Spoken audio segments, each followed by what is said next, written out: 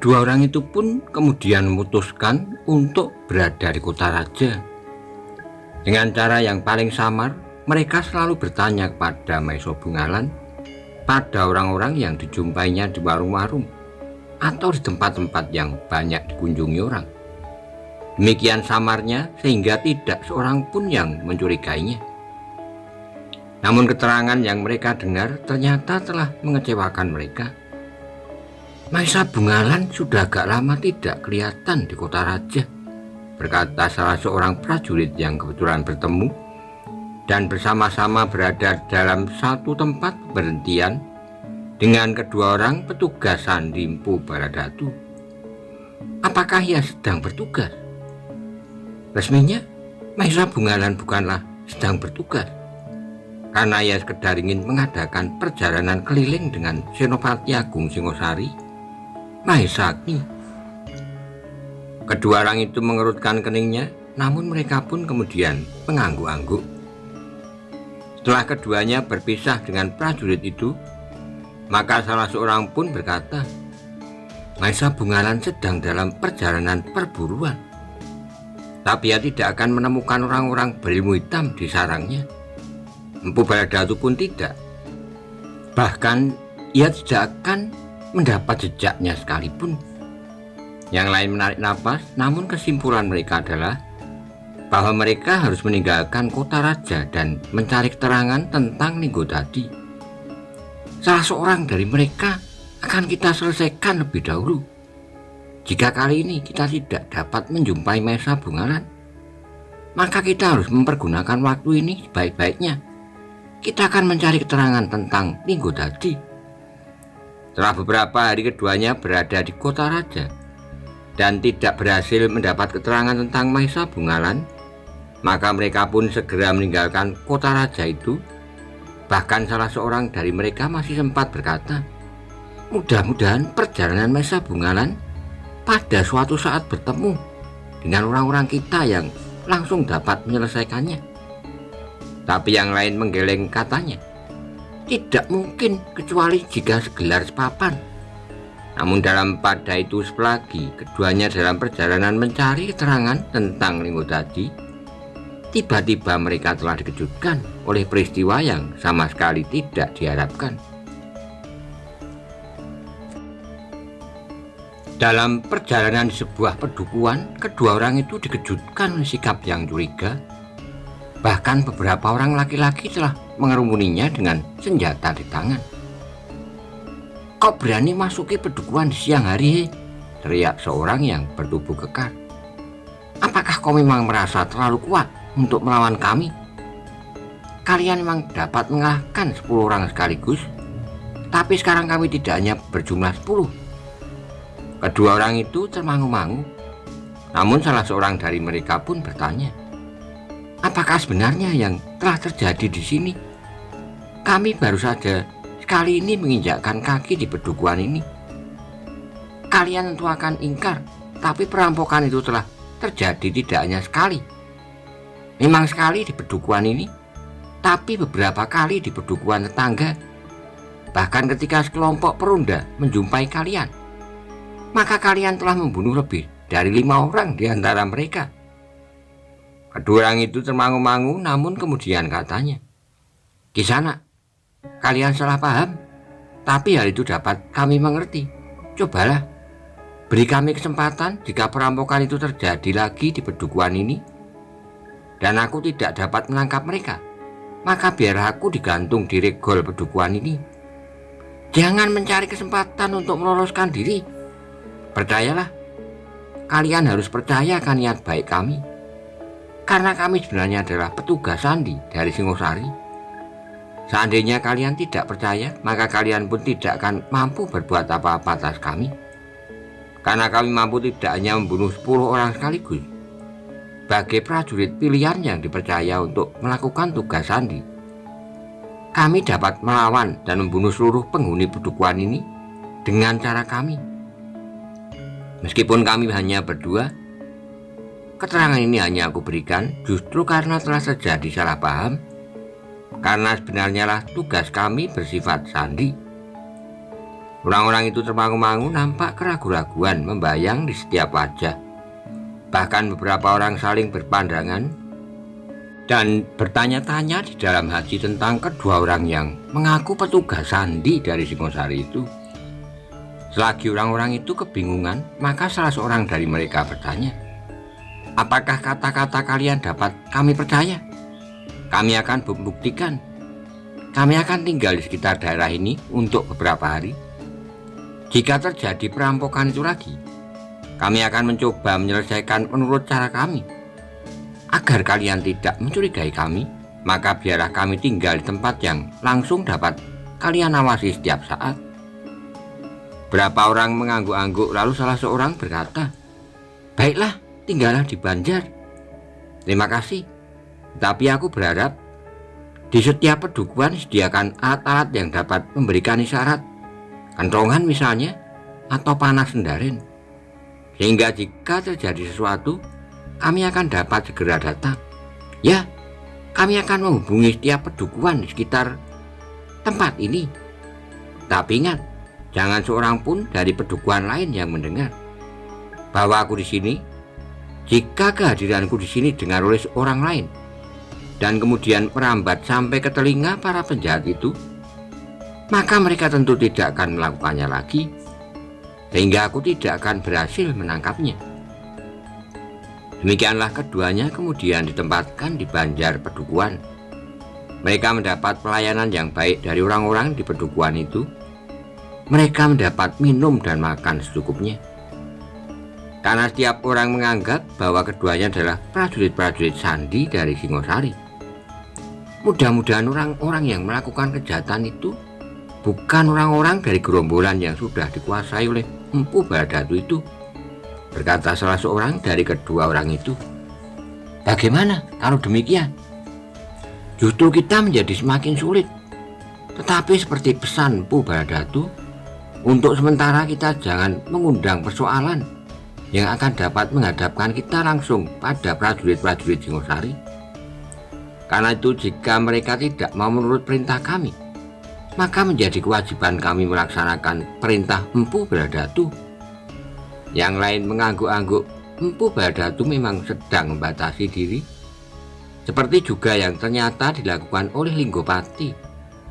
Mereka merasa diri masing-masing belum siap menghadapi tugas yang besar, yang bukan saja memerlukan kekuatan tetapi juga perhitungan dan kewibawaan pada lingkungan tertentu. Yang dapat mereka lakukan barulah memberikan pengaruh jiwani pada orang-orang Singosari untuk menumbuhkan suasana kejiwaan tertentu sebelum pada suatu saat mereka melakukan tindakan kekerasan.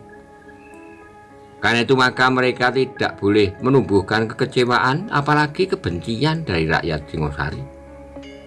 Untuk beberapa hari kedua orang itu tinggal di Banjar Padukuhan, namun yang beberapa hari itu terasa tidak ada sesuatu yang terjadi, sehingga keduanya menjadi gelisah. Mereka cemas bahwa akan timbul prasangka. Setelah mereka berdua tinggal dalam pengawasan, maka tidak ada lagi kerusuhan yang terjadi. Tapi pada malam berikutnya, padukuhan itu telah dikejutkan oleh suara kentongan yang menjalar dari satu padukuhan ke padukuhan yang lain. Kedua orang itu terkejut, namun mereka cukup berpengalaman menghadapi peristiwa apapun juga, sehingga saat kemudian mereka pun telah berada di atas punggung kuda mereka. "Kemanakah aku harus pergi?" bertanya salah seorang dari keduanya. Isyarat itu seakan-akan sudah merata. Sumber bunyi itu dari arah padukuhan di ujung bulak panjang sebelah utara padukuhan ini, jawab salah seorang yang bertugas ronda malam itu. Dua orang itu pun segera berpacu. Mereka melintasi bulak panjang dalam keremangan malam, namun keduanya seolah-olah memiliki ketajaman penglihatan melampaui orang kebanyakan.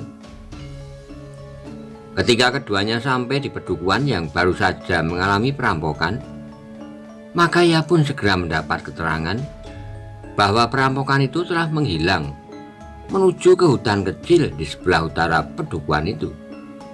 "Kalian tidak mengejar mereka?" bertanya salah seorang dari keduanya. "Terlampau berbahaya. Mereka mampu membunuh beberapa orang sekaligus.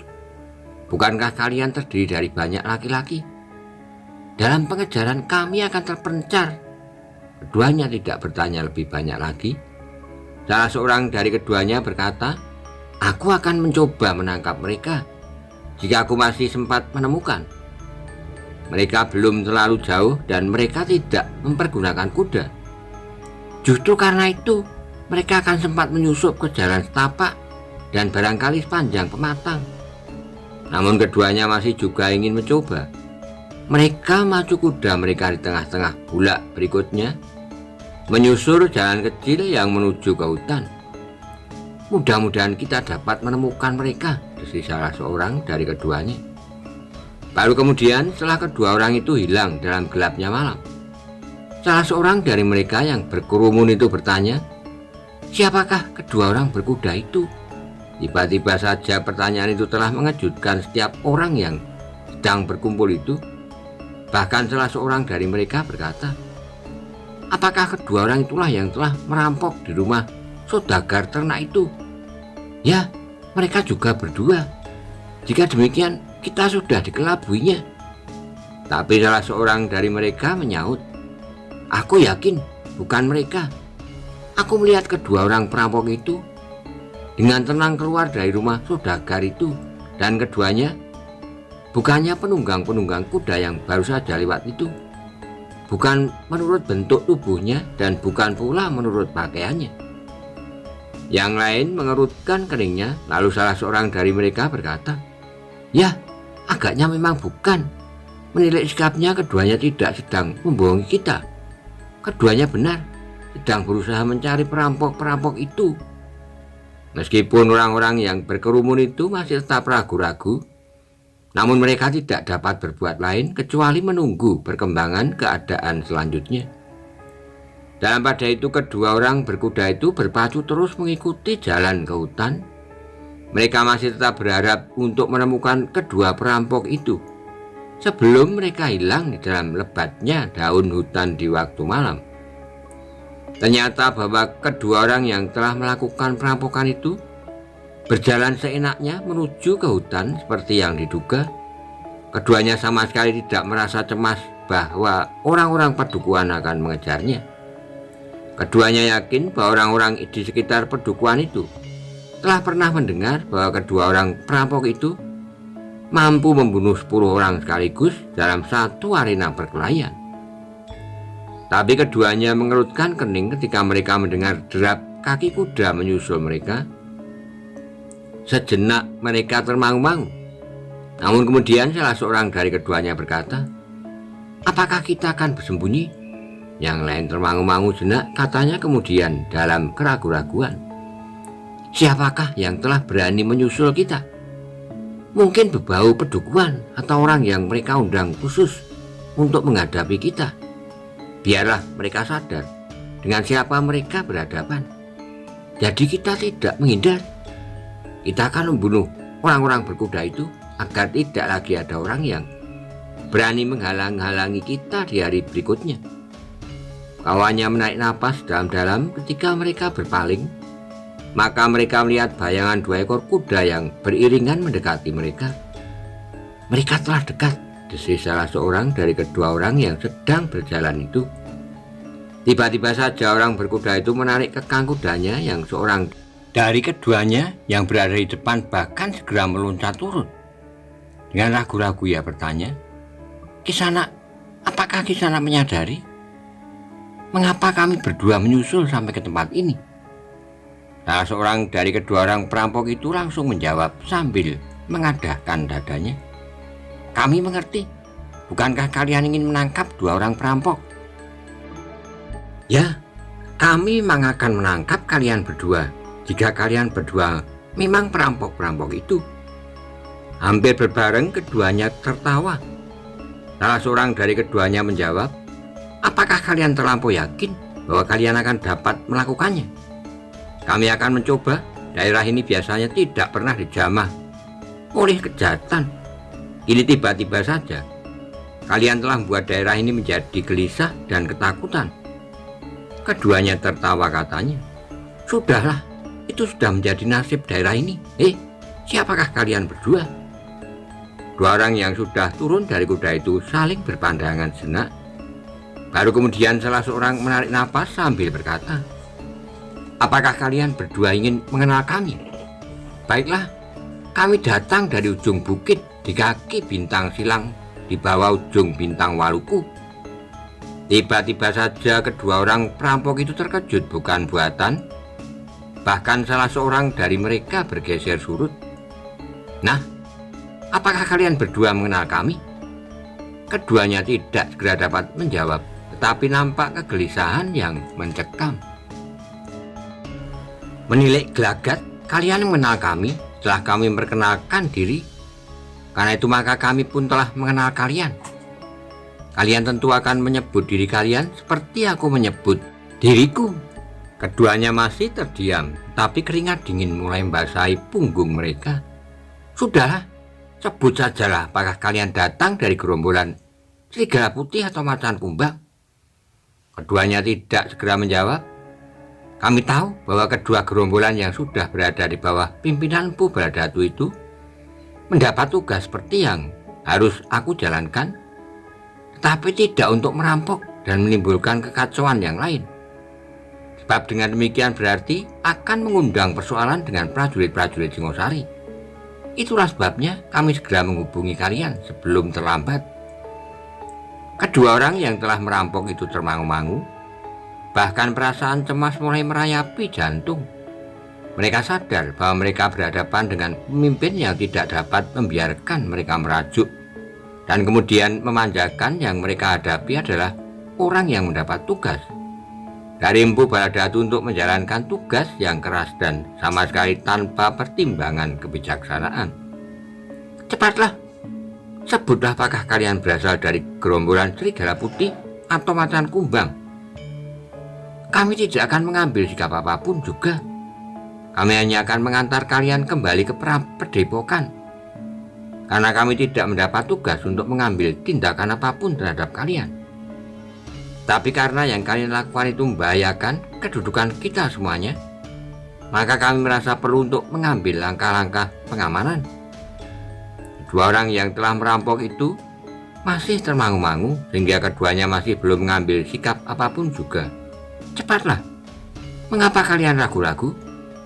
Aku kira tidak ada jalan yang lebih baik bagi kalian daripada berterus terang.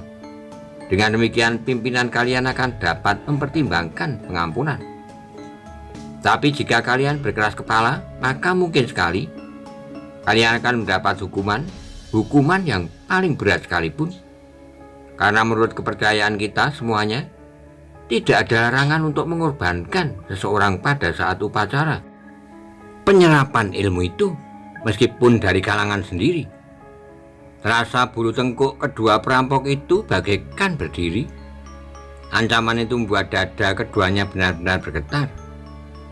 "Jawablah pertanyaanku," desak salah seorang dari kedua orang yang menyusul itu. Namun tiba-tiba saja salah seorang dari kedua perampok itu melangkah maju sambil mengangkat wajahnya. Dengan suara yang gemetar ia berkata, "Aku memang tidak mempunyai pilihan lain, tapi aku kira kami tidak akan dapat melakukannya. Jika kami menyerah, maka leher kami tentu akan menjadi taruhan. Mungkin benar yang kau katakan, bahwa purnama mendatang salah seorang dari kami berdua akan menjadi korban, sedangkan yang lain di bulan berikutnya. Jadi apakah yang kau kehendaki sebenarnya? Kami menghendaki kebebasan dari tuntutan semacam itu. Karena itu ikutlah kami akan menyerahkan kalian dan barangkali kami dapat memberikan beberapa keterangan yang dapat memperingan kesalahanmu. Aku tahu bahwa kalian memerlukan bekal di perjalanan yang tidak terbatas waktunya. Mudah-mudahan hal itu dapat dimengerti, sehingga kalian tidak akan mendapat hukuman yang terlampau berat." Jenak kedua orang yang telah merampok itu termangu-mangu. Namun tiba-tiba salah seorang dari mereka berkata, "Aku tidak mau mengalami nasib yang paling buruk. Jadi apakah yang akan kalian lakukan? Bukankah kau katakan bahwa kalian tidak mempunyai pilihan lain? Jika kami menghadap pimpinan, kami yang memerintah padepokan kami atas nama Empu Baladatu bersama dengan kalian, jadi Tidak ada orang lain yang mengetahui perbuatan kami, kecuali kalian berdua. Kata-kata itu telah mengejutkan kedua orang yang menyusul kedua perampok itu. Dengan ragu-ragu, salah seorang dari mereka bertanya, "Apa maksudmu?" "Kisanak," berkata salah seorang dari kedua perampok itu, "aku tahu bahwa kau bukannya dari gerombolan Serigala Putih dan bukan pula dari gerombolan Macan Kumbang. Kami berdua sama sekali belum pernah melihat kalian. Tapi pengenalan sandi itu menunjukkan kepada kami bahwa kalian pun tentu anak buah Empu Bharadatu. Kau benar, tapi aku tidak tahu maksudmu sebenarnya. Maaf Kisanak, seperti yang kukatakan bahwa tidak ada orang lain dari lingkungan Empu Bharadatu yang mengetahui apa yang sudah kami lakukan berdua. Alasan kami memang seperti yang kau katakan. Kami tidak mempunyai bekal sama sekali untuk melakukan tugas kami. Nah, itulah sebabnya maka kami terpaksa mencarinya.